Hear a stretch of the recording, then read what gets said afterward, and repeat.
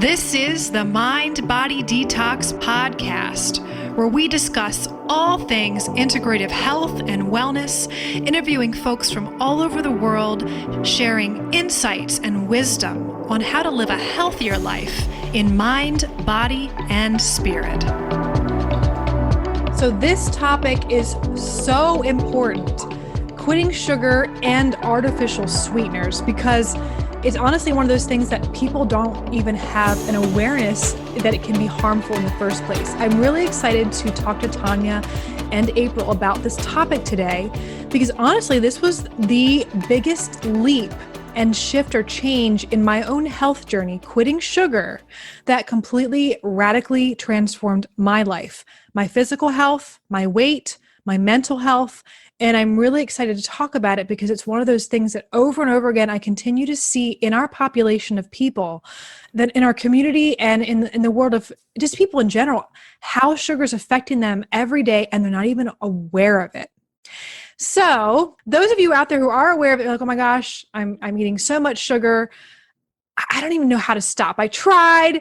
And I feel like that's something that happens over and over and over again. So April and Tanya, welcome.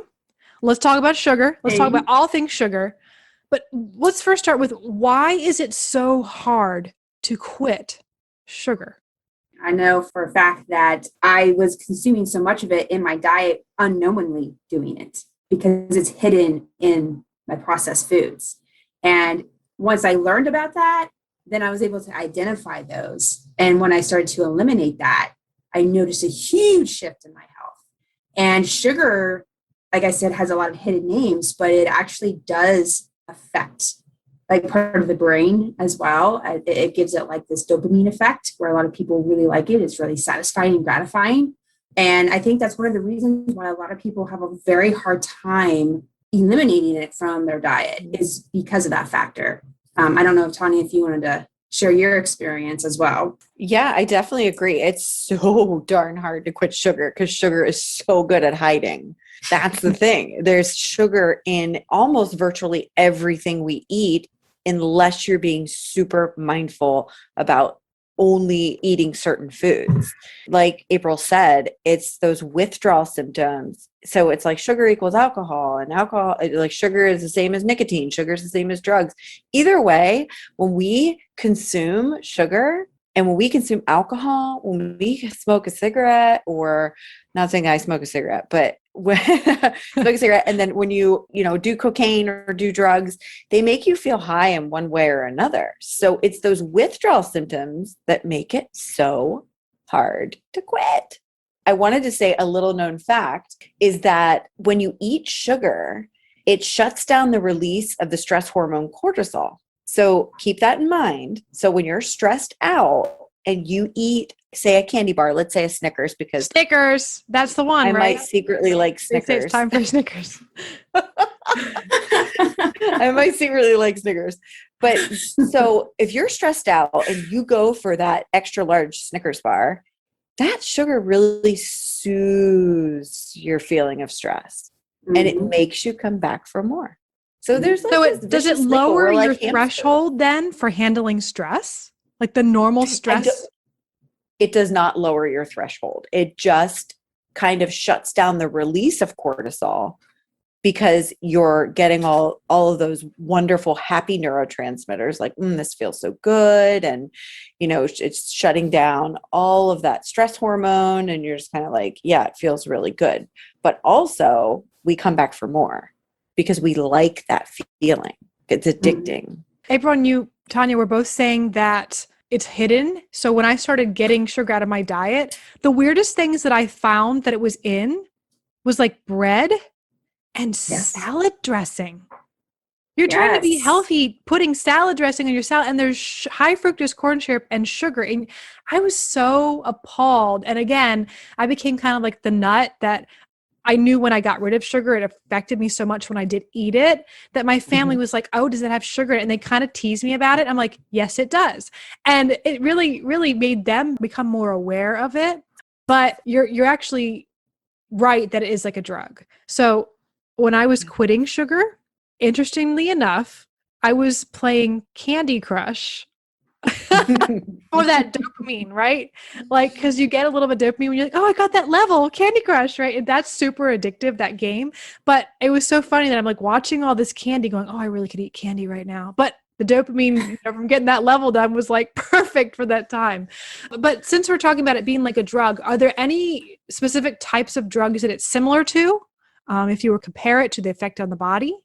I mean, for me, I know that it's been compared to like cocaine and the way that it hits the part of the brain, like cocaine hits the part of the brain up here. It actually, sugar does the exact same thing.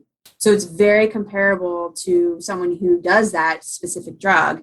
And if they're doing, if they're eating amounts of sugar, it's just highlighting and activating that part of the brain. I was reading a study on rats years ago when I was really into this sugar thing, because I got really into it, almost like paranoid. Like, why is there sugar in everything? Why have they done this? And I realized, oh, it's because you have to follow the money trail too, because there's also reasons why they add it to everything, because it's a profitable commodity. But I found this study that rats prefer sugar over cocaine. Oh, really? Yeah. Wow. In studies. Isn't that interesting? That is very interesting. Yeah. That is very interesting. Mm-hmm. Yeah. So how much sugar should an average adult male, female, and then maybe children like have per day? Yeah. So, and this is according to the USDA. So, I think honestly, it should be a little bit less, but I do want to share this with our listeners, what our current USDA does recommend. For males, it's 9 teaspoons a day, which is around 36 grams.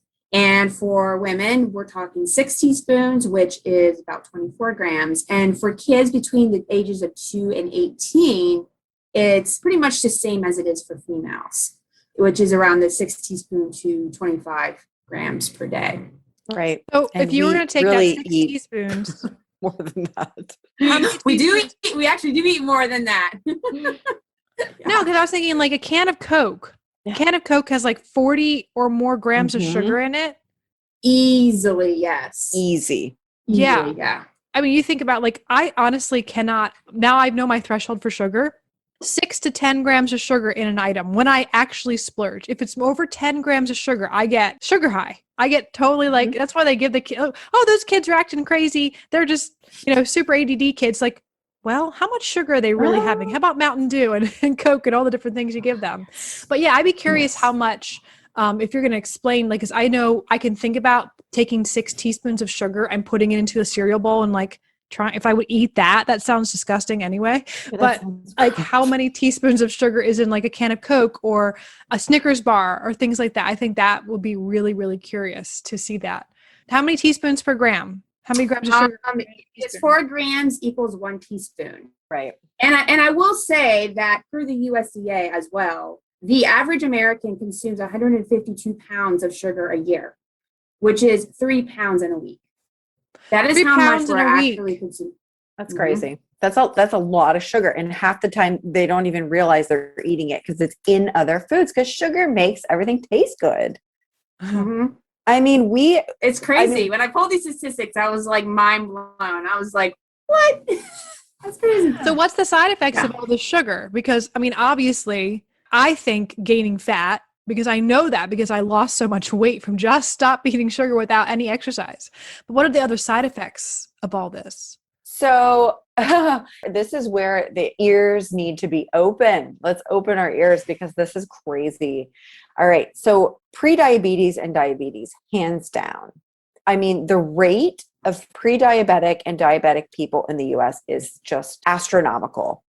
So when someone usually says, well, diabetes runs in my family, so I'm probably going to be diabetic, it really comes down to those lifestyle choices. So you learn those choices from the people you surround yourself with and from your family members. So, I mean, if you grow up eating processed food, that's what you know. And that is where, like we've said multiple times already, that's where the sugar hides because it makes foods taste really good. And the scary part about these statistics is that diabetes affects every single cell in the body. And that is what is so frightening. You can be diabetic and not be overweight. There's no perfect body type for being diabetic, although there are certain factors that do come along with being diabetic, like waist circumference. But at the same time, there are skinny people who, I don't want to say skinny, but, are within a certain range, and they are diabetic because of the choices that they make food wise. That is the biggest one. So overconsumption of sugar for that. And then another big one is inflammation. So huge. And inflammation attributes to so many of the chronic issues that people face. And it contributes to gut issues. And it contributes to autoimmune issues. So, I mean, it's just like this trickle down effect that happens. And yes, April, if you want to touch on the immune health, you can, because I know that you're really big on that, the immune health and the gut health, which sugar is a no. Yeah. And before I do that, I just want to share the statistics about the diabetes that you were just talking on, Tanya, because I did look them up today, and I think they may blow the minds of our listeners. Just back in 2020, so this is per the CDC, that 34.2 million, which is 1 in 10 Americans, have diabetes. Now, this is where it really blew my mind. Pre-diabetes is 88 million, right, which is 1 in 3. 1 in 3 people have pre-diabetes. Yes. Are you absolutely kidding? So this is, oh my gosh, I'm about to get on fire right now. I hope you're okay with me being on fire. All right. No, so I'm okay. I just wanted to share that because I think that is a problem. That is a national health crisis. So if you guys aren't getting up out of your seats and going, holy crap, pre-diabetes, because you know what that means? That means healthcare costs. That means people who are unable to work because of diabetes or having to have so much money spent on insulin. And a lot of people can't afford it. So people are choosing between food and insulin if they can survive. So this is not an epidemic crisis that the government needs to address, just like the opioid epidemic. I don't know what is. So I'm sorry I get on fire about that, but that is a big issue. No, that's the reason why I wanted to bring it up, and where I think it's really important what me and Tanya do when it comes to working with people, individuals, when it comes to their health, is really looking at it from a preventative standpoint. By looking at certain lab markers, we can actually see when someone is pre-diabetic, and we can actually intervene before they go into diabetes. It's really important. So that's why I wanted to just share that. Yeah. And you really want, so if you're curious about the ranges, a normal blood sugar is anything under 99 of fasting blood sugar. Once you reach that threshold of 100 to 124, that's a red flag. Yeah. And that's saying, I'm in the pre-diabetic range.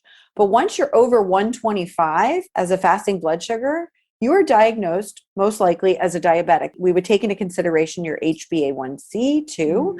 But that red flag, when you're in that red flag zone, that's when you need to act. Yeah. It's most important. Yeah. Agreed. Intervene and act for sure. Intervene. And preventative. I'm all about it. Okay, we can move on from that. Well, if we're talking about the immune health and the gut, which you were wanting me to elaborate on, I will say that when we consume sugar, every time that we consume it, we're actually depleting our immune system function by 70%. 70%. Repeat that. 70% immune function reduction. We don't want that with the pandemic going on, people. Get rid of the sugar. No. And the thing is that lasts for hours. It's not just an hour. It could be hours. And if you're continuously eating sugar, your immune system is getting, lowered. It's not able to do what it needs to do. And when it comes to our gut health, also your immune system is in your gut. 75% of it is in your gut too. What sugar will do is actually feed the bacteria, and it can cause overgrowth, which a lot of people and even clients that I have personally worked with deal with candida. And that is a very common thing. And a lot of people come to me and they're like, I crave sugar. I can't stop. My first thought is it's very possible you have a candida overgrowth, and there are protocols and things that you can do. I'm sure that me and Tanya can help you with that. But also SIBO is another one that can be contributing from an overconsumption of sugar, which is something else that I help my clients with. So I have the changes as a female, menstruation are a big big thing I think you didn't mention yet. Your hormone levels are affected. I think it's a big one. Acne. I used to get a lot of acne from sugar, and that's that gut health piece that you guys work with. But the brain fog. I mean, talk about brain fog and mental health symptoms, depression, anxiety that are contributed by eating sugar. Again, I don't want to say I love when people have this realization, but I love the empowerment that happens when people realize that they can stop eating one specific ingredient and looking for that and then change their entire mental health. So I have friends and family, and then of course clients as well, that have stopped eating sugar, and they can, within hours of eating a high amount of sugar, have a mental symptoms, whether it's anxiety starts coming and then like the next day they're melancholy all day, or just having that extreme reaction. So I like that reaction because it kind of keeps us back away from getting back on the sugar train. But it's something that's really, really important, because I think for me, I struggled so much with brain fog and not being able to think clearly, as well as that mental health component with sugar. Yeah, I mean, there is a gut-brain connection, and what happens in the gut affects the brain. So if you're having some type of a microbial overgrowth or imbalance in the gut when it comes to sugar consumption, it is going to impact everything that's happening in the brain. You know it. But also when you talk about the menstruation and you talk about the acne, we have to remember that sugar raises your insulin levels, and insulin is your master hormone. So it is in control. That hormone is controlling a lot more than you know. Again, I actually kind of laugh when I think about, could I draw a diagram to show powerful sugar is, what a powerful impact sugar has on the body? I don't even think I could do it. I called sugar a demon. So I don't know if you know what the bit emoji is. Do you know what bit emoji is? When it first came out, yes, you create a cartoon of yourself and your friends are on this little, like a social media thing where they have a cartoon and you make little comic strips of you. So when I was quitting sugar, I had this bit emoji of me being chased by this phantom creature that looked like a spirit. And I was like, the sugar demon's after me.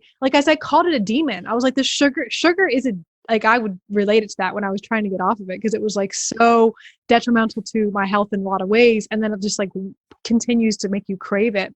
So yeah, no, I completely agree. If you could illustrate it in any way of how powerful it is, that's just a funny, little comic strip way of what I did. I'll try to share that in the show notes if I still have that little sugar demons after me. But one other thing is I have a picture of and we're going to move into different sugars and where they hide in foods. But when I did quit sugar, I was going a more natural route.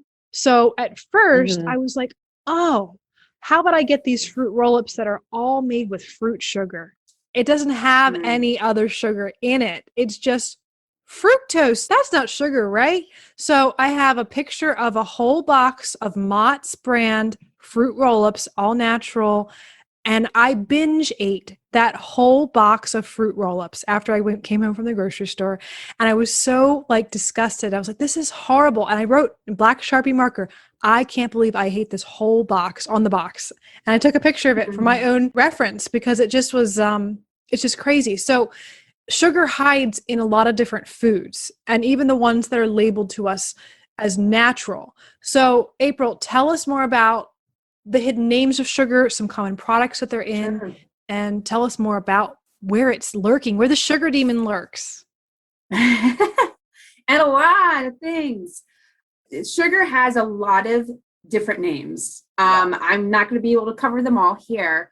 But high fructose corn syrup is going to be the biggest one that I want everybody to be very, very mindful of, because you're probably going to find it on every prepackaged food of pretty much, I'd say pretty much anything, and your fast food as well. But some of the other things like glucose and cane sugar, beet sugar. I'm sorry, I have a list here in front of me. It's 45 different names. I'm like, it's crazy. Brown sugar, maltodextrin, fruit juice. There's a whole bunch of them. So it's really important to look at your labels for sure, to see what your sugar content is. And some of those most common products that I know Kara had mentioned earlier, like salad dressing.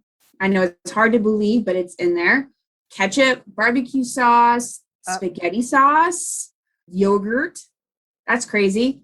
Breads, protein bars, which a lot of people are very big on protein bars for like breakfast because they think they're really, really good for them. I used to eat Cliff Bars. Cliff Bars had like what, rice syrup and some other types of sugars in There's them. a lot of grams in there. Yeah, it was crazy. And once I learned about all that, I stopped eating Cliff Bars. Like, peanut butter soups, cereals, crackers, frozen dinners. There's just so many places that sugar is actually hidden in these products.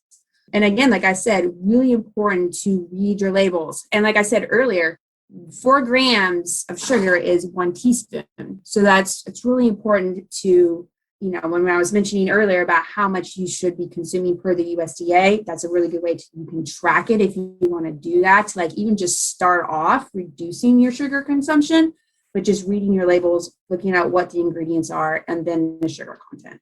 So my son, when we quit sugar at our house, my son knew instinctively where to get the other forms of sugar because he, of course, is a tag-along addict, unbeknownst to me as a mother, like, wait a minute, he's addicted to sugar too, because it's in all these things his whole life.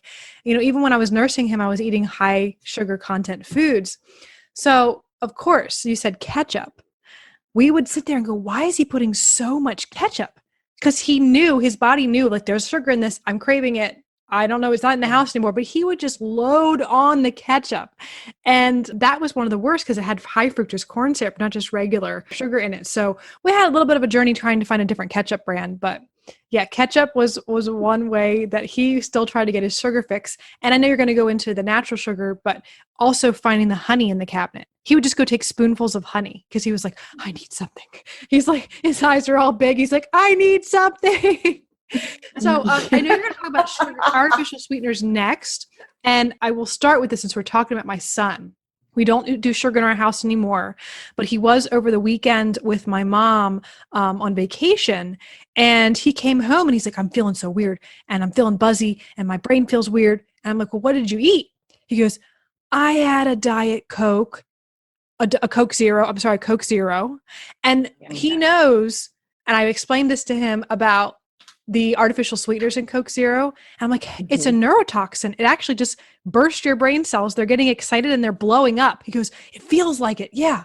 And I feel so weird. And I really wanted to just start because we're going into the artificial sweeteners with that. But I think that's one of the things that people don't realize.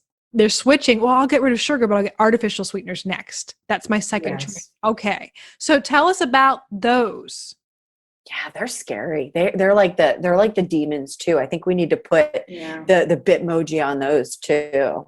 Yeah. So when you say artificial sweeteners, it reminds me of like going to one of my favorite diners here in York, Round the Clock, where they have the little sugar caddy on the table, and it's like the Splenda, the aspartame, which is what's the pink one, Sweet and Low. Yeah, Sweet and Low. And then they have the blue, which is the equal. And then they have the regular sugar, which is the white. So it reminds me of the craze where that was, well, it's 0 calories, so it's probably better. But we were so fooled because the body just doesn't recognize these artificial sweeteners. And even with the sugar alcohols, so xylitol, mannitol, sorbitol, anything that ends with a tol is a sugar alcohol. And these sugar alcohols, while some people tolerate them, there is a large portion of people who have massive GI distress when they eat these. It's crazy. So gas and bloating and pain, belly pain. But I think the scariest thing is the aspartame. Turn this up. If you're listening, turn this up. Because when the aspartame is metabolized, it is broken down and the end product is formaldehyde. I'm going to say that again. When the aspartame is metabolized, this is scary. It is formaldehyde. That is why you need to steer clear. If there's one thing you take away from this chat with us ladies, is stay away from diet soda. Stay away. Yeah. And it's so addicting too. I'll tell you what, I was a Diet Coke with lime drinker, multiple cans in a day. And quitting that was not easy. I mean, it is so addicting, but it is actually very toxic to your body. So reducing your consumption at first to full on quitting is going to really benefit your health for sure. Yes. So I will tell a brief story about sugar alcohols. And this is not, again, you know how like at the end of the commercials they say results may vary. You know, like they say like this may not happen to you. But I have to tell you a story that happened to me only 3 months ago. No, more than 3 months. When was Easter? I don't know. Easter, a couple months ago, this spring. Okay. We were at my mom's cabin and she knows I can't have sugar. So she went out and bought me sweet things. She bought me these chocolates that have peanut butter in the middle and they have sugar alcohol. They have maltitol, which is a sugar alcohol in them. So I, of course, was sitting there eating them. I'm like, I'll have some of them. Okay, I'll eat some. I know I don't really like a lot of maltitol, but I ate the whole bag. It was a stressy thing. It was a family, gathering, and it was a little stressful. I'm like, oh my gosh. And I realized why I'm doing, like, why do I keep eating these? Because I'm stressed. Yes, I know that. I'm conscious, but why can't I stop? This is not even sugar. This is sugar alcohol. Oh no. And what was very strange is my two friends, Krista and Mike, were up with us. And of course, they drink alcohol and they're there sitting around the campfire, drinking their beers. I don't drink alcohol at all. I have not had an alcoholic drink in probably like 8-10 years. I just can't do alcohol with my body. I'm very sensitive to it. So about an hour or two later, after I had the maltitol, I started experiencing symptoms of being drunk. Oh. And my friend said, do you know maltitol is a sugar alcohol? I got drunk and tipsy. And then I went and I vomited as if I had drank alcohol. Now, again, results may vary. That may not happen to you, but it's just my system is very sensitive. So I got drunk after eating Easter candy. Can you imagine giving that to your diabetic child? You're like, oh, it's fine. It's sugar-free. They're a kid. They can't have, these sugars. I wanted to tell that story because it was just kind of a weird story, but it is a sugar alcohol. So of course, it can affect you in that way, I'm assuming, because it happened to me. So Crazy. have you ever heard anything like that in your life? No. I have not. Not to that extreme. Either. No. I was so embarrassed. Sugar alcohol. So embarrassed that I vomited. And I was like, oh my gosh, because I had nothing to drink. Water was all, and I got so dehydrated and I didn't feel good. And my stomach was getting all the gas that happens when you eat sugar alcohols. Like I was bloated. I looked like I was pregnant. Like that's how bloated it made me. It was so disturbing. So anyway, be careful with sugar alcohol. For real. No, I was telling April the other day, I said, April, I can't even chew gum with sugar alcohol in it or my stomach just blows up. Yeah, it affects my stomach too. Like I don't feel good or I get a little bloated too. So it definitely affects me as well in that aspect. No more juicy fruit for everybody, right? Or whatever the free gum is. No more juicy fruit. No, it's not juicy fruit. It's the Trident. Whole foods, Tanya. What are the low sugar foods versus the whole foods? Like what's that all about for sugar? So when we think about low sugar foods, so those are the ones that either have no sugar or low sugar versus a whole food, there's a huge difference here. And the difference is fiber. So whole foods, let's be honest. So our bodies, from a nutrition science standpoint, our bodies cannot tell the difference whether we're eating something that's found in nature or whether we're eating a sugar that's been added to a recipe. So your body's not like, oh, she just ate an apple and I'm getting that sugar from an apple. Or, oh, she just had some pancakes and that's from Aunt Jemima. You can't really tell the difference. Your body doesn't tell the difference, but your body processes it different because there's fiber in fruit. So if you're eating fruit, that fiber is going to slow the absorption of the sugar. And that's the important part. That's why eating an orange is better than a whole glass of orange juice or apple versus apple juice, because there's fiber in the content of that fruit. Yep, absolutely. So it's really better to have those whole foods. And also, I want you to keep in mind when we say low sugar foods too, this means like the no sugar added or when you remove even fat-free foods, because what they do with fat-free foods is when you remove the fat from something, fat makes something really tasty. So if you remove the fat from it, you have to add something back in to make it palatable, especially for the standard American diet. So guess what we add? That demon. You got the demon, right? Do I get a prize? Yep. Ding, ding, ding. Got it right? Ding, ding, ding.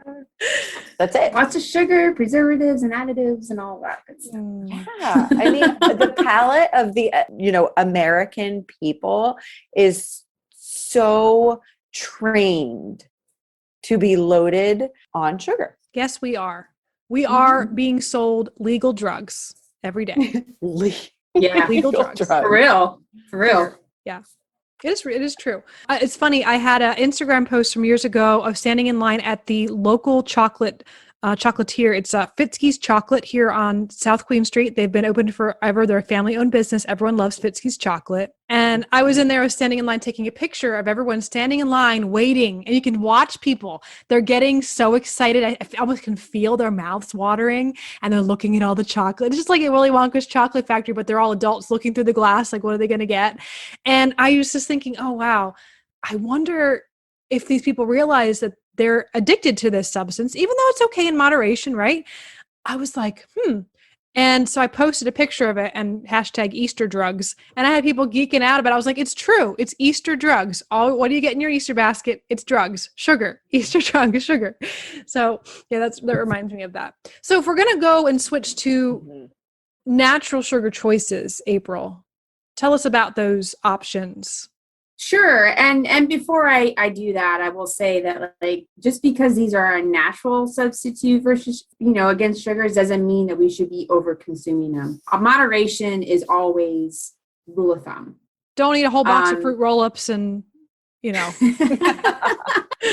natural. It's okay. Yeah. Yeah. My rule of thumb, moderation, but, sweeten up something, that you're eating is okay. Raw honey is a really, really great choice. Just make sure you're really checking the quality and where the honey is coming from. Unfortunately, we have very crappy imitation stuff that comes from other countries that's not good at all. I always encourage people to really look and see if they can buy locally. I actually have really great sources around in my area that I can get local honey. That's really important just to check that quality and where it's coming from. Maple syrup is a really good one too. Again, the quality matters. Aunt Jemima is not going to be your choice because it has. She won't be very much longer. There won't be an Aunt Jemima thing. Did you know that they're changing her? She's not going to be out there. That. Yeah. Oh. So that's really good for that. But I wanted to say real quick before we move on, I had to just point this out. If you had heard that way that April, she said maple syrup. That is a South Central Pennsylvania way of saying it. I love it. My grandma used to say it like that. You want some syrup, right? Tanya, I have to ask you, how do you say syrup? Do you say it syrup or do you say syrup? I say syrup. Yes. I love it. No, because that's what we do. Our family says syrup too, April. I love it. Actually, I have to be honest with you. I probably say it both ways because I have a Canadian husband who, is breeding the maple syrup in his backyard. And then they call it syrup? The Canadians? I think they say syrup. I think it's syrup. So, but I'm pretty sure that my mother would say syrup. Yeah. Isn't that funny? We don't know it's local until we hear other people like, what? Like crick and creek. Like, we're going down to the creek. Yes. Or we're going to iron something. I'm going to iron. Like we just say it like a little bit different. So yeah. So maple syrup. And then we're moving on to the wonderful plant that can grow in your backyard. And it's in everything now. Stevia. With the aftertaste. Yeah, stevia. Stevia is something that you can grow. I've grown it myself. I've taken the leaf and chewed on it, and it is super sweet. Mm-hmm. But you can get it in stores. Just again, check quality because unfortunately there are crappy ones out there. Monk fruit sweetener is another one. I don't have much knowledge about monk fruit, but I know that is one. I don't know if Tanya, do you have any experience with monk fruit? Yeah, so I've tried a few mixes. So if anybody does like a keto style of eating, generally it is monk fruit, but the monk fruit's generally with a sugar alcohol. So like erythritol. But monk fruit actually comes from these tiny little melons that are native to China. And The crazy thing about it is it's really sweet, a lot sweeter than cane sugar, but it's like 0 calories. But in order for it to be suitable, it's mixed with erythritol usually. Yes. Yes. Okay. Yes. I cannot Okay. do most of the brands of monk fruit. They were at the beginning when they started marketing monk fruit, I could do it. I was like, great, this is great. But I think as it became more popular, they wanted to cheapen the product, and it was a little bit easier to mix it with some a sugar alcohol. And now I'm like, I started having reactions. And actually, I know we had a wonderful change in with one of our local community members who was able to get rid of that, had no idea that it was impacting their health, and they were having bloating from it, and it completely went away. And of course, we think we're doing something healthy with this, monk fruit sweetener. So I love that you guys mentioned that there is the sugar alcohols in that. Yeah, absolutely. And if you are following a FODMAP diet, so there are many people who have like IBS issues where they follow a FODMAP diet, that you cannot have any sugar alcohols because that will just blow your stomach up. No, good to know. Mm-hmm. Yeah, I was looking it up, and I was like, interesting. And I did hear that about the alcohols, and that I've heard from other people that it can actually cause that kind of distress. Coconut sugar is another one that you can try as well. And, we were talking about, natural sugars such as like fruit are really great choices. Yeah, I personally love coconut sugar. I mean, so coconut sugar comes from the nectar of the coconut. It's not actually made from the coconut. It's actually from the flowers, so the nectar. Wow. And I love it because it has this, oh my gosh, like the beautiful taste of caramel, and it reminds me of brown sugar. But I think the reason why I tend to use that in any of my baked oatmeals is because it's lower on the glycemic index and it has just a tiny bit of prebiotics. So our gut bacteria needs to eat too. So I tend, if I am doing any added sugars, I love making Indian food. I'll put some coconut sugar in it to break the acidity up from the tomatoes. So that's generally my go-to, that, and probably a good local raw honey. I'm really glad you said that because I had no idea that it was made from the flower nectar. That's really cool to know. So what do we do? What do we do as far as better ways that we can sweeten our food?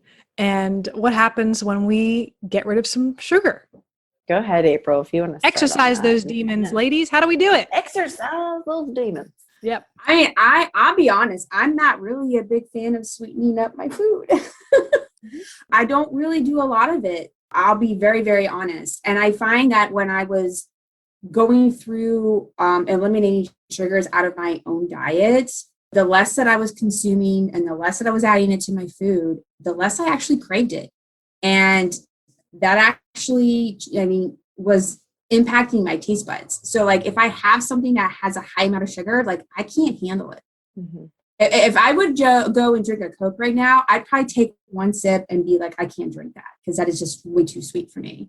If I have like a piece of cake and it has so much sugar and I can't eat it. Like I don't like it. It's overpowering. It just affects me. And so that's just my experience. Like I literally just don't really sweeten a lot of my food, and I don't really make a lot of baked goods anymore because of that fact. Mm-hmm. Yeah, I've heard other people say that, especially people who have gone through some of my programs. It's amazing how their acuity to sweetness changes. Their taste buds literally change, and they're, and then they, maybe go to a picnic or a social event and they'll have a soda and they'll be like, wow, I took a few sips and I had to put it down. I couldn't even drink it. I mean, that tells you right there that you have the power to change that. That's absolutely true. And it's something that's very surprising to me. When I was working with my first original health coach, she said that would happen. And, I heard her, I'm like, okay. But part of me, I don't know why I didn't believe her. It didn't make sense. But now, of course, it does make sense. But I didn't understand the whole chemistry and the biology and what really happens. So when my taste buds changed, not only was things a little bit too sweet, like soda made me almost gag. I was like, how did I even ever drink this? This is way too syrupy and ugh. But also, I felt like what was really kind of cool was I was able to taste other food better. I went strawberry picking with my son and like local blueberry picking, and it was like it tasted so much more vibrant. It's like almost like, and I thought to myself, this was, again, sugar was the first thing I detoxed from. But I thought to myself, if sugar's doing this to my nervous system and to my taste buds, it's like almost creating a fogginess, like dumbing down my senses in some way.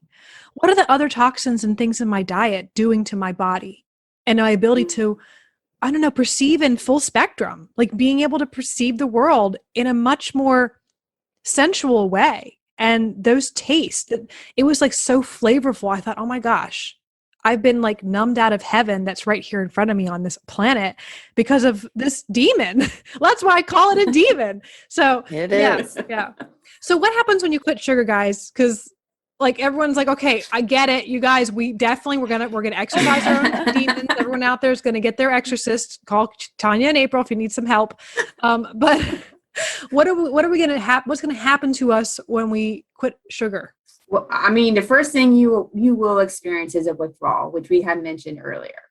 You're going to go through a detox. A lot of people have a hard time going through that detox process because it can be very intense, and it's dependent on the person. But there will be a few days where you will not feel so hot, for sure. Tanya, I don't know if you want to elaborate any more on like a detox. Yeah, I think the one thing that people notice right away is that, yeah, they go through the detox and it feels really bad, but then their puffiness disappears. You know how like when you wear a ring and like some days you're really puffy and other days you're not, and you're just like, oh, maybe it's salt. Well, I double dog dare you to try to cut out sugar and see how that puffiness disappears. Inflammation. That's inflammation. Yep. Inflammation. Inflammation. And when you cut that sugar out, because the sugar has a direct effect on your insulin levels, once you balance your insulin, you're going to lose weight. It's just how it is when you start to balance your hormones. And then, you know, your concentration improves, you have more energy, and you're in a better mood. And while these things do take time, it is so worth it. So worth it. No, I absolutely can't imagine who I would be, not just from a professional level, on a personal level with my own relationships, with the way my emotions and my anxiety was. I was probably not the best partner. I was probably moody and not like the best to get along with. But also like, I like that my body feels better. My joints aren't as achy. I confirm everything you guys are saying just from my own journey. And the detox process can be challenging. That's why I tell people to reach out for help if they keep falling off and they keep getting back on the sugar train to really get some help with it. Because there can be some other things going on. And there can be, you know, underlying candida or bacteria, overgrowth in the gut. There's all the things that you guys, this is what you do. This is why you're here to help us. I didn't have someone, you know, 15 years ago to help me. And I wish I would have, because I would have probably gotten off it a lot quicker. But who knows? It doesn't matter. I still lost weight. I feel great. I'm off of it. It's out of my life. I've exercised my demon. So anyway, I want to just finalize if there's any other resources you guys want to share. But one, I know JJ Virgin has a really good program for getting rid of sugar. So you can check her out if you're doing something by yourself. She has a couple books. And then there's this really good book called The Craving Cure that I highly recommend you either get it on Audible or download it if it's a book that you can listen to or read it. It is by Julia Ross, and she's also the author of The Mood Cure and The Diet Cure. So The Craving Cure says, identify your craving type to activate your natural appetite control. This is dropping addictive sweets and starches and stop weight gain in 24 hours. She utilizes information on different amino acids that you're replenishing in the body that help your body replenish and create the correct neurotransmitters that create the emotion that you're looking for. That is why we usually eat or smoke or drink or whatever it is that your habit is. So this goes over more than just sugar, but it has some really great recommendations. Again, you always talk to your doctor, as always. It says it even in the book, but it's really good information to say, what can I supplement with while I'm getting rid of sugar? And on the back, it says, Julia Ross does it again. This much needed book addresses the root causes of cravings, how the so-called food industry hijacks our complex brain biochemistry to create insatiable cravings for their products so that they can make money and we can ruin our health. Quite a deal. Read this book to discover how to arm yourself against this outrage and reclaim your health and your brain in the process. And this should be an outrage, guys. 1 out of 3 people pre-diabetic and 1 out of 10 in America are diabetic. We need to get rid of sugar for our fertility, our menstrual health, our joint health, our mental health, our physical weight health, all the things, guys. So anyhow, that's why I'm so passionate about this topic. And I know you guys are as well. But is there anything else you guys want to add? Anything at all? No, I think that's a great recommendation. April, do you have anything to add? Yeah, I want to say that's a really great resource. And you just reading the back of the book, that little paragraph there, like I am like already like wanting to read that book because she really like hit a chord with me. And just one thing, I mean, for everybody who's listening, I mean, work on this. This is just a little bit of a challenge maybe for you, or an action step for you, is just to try to reduce the amount of sugar in your diet. Just do it for 1 week. Looking at what you're eating, reading labels, and just applying that and reducing it and looking for alternatives. I'm telling you right now, high fructose corn syrup, when I changed my diet, was the one ingredient that I eliminated right off the bat. And it changed my life. And it is in literally everything you eat. And I challenge you to go look, because when I did it, 90% of my pantry had high fructose corn syrup in it. It was huge wake up call, and I knew I had to change. And so I just wanted to present that and just give you that little bit of a challenge and see where you come from that. As always, folks, we can't change a pattern that we have until we have an awareness that we have it in the first place. And sugar is one of those hidden demons, one of those hidden patterns that we're not even aware that we may be addicted to. It's just so commonplace. So hopefully with this awareness, even if you're not ready to kick the sugar habit right away, you take April's advice or just going and starting to become more aware of how much sugar you are ingesting in your diet, reading those labels, because that is the first step. When you become aware of a pattern, then you can begin to change it and empower your life. So thank you guys so much for listening. We will see you next time.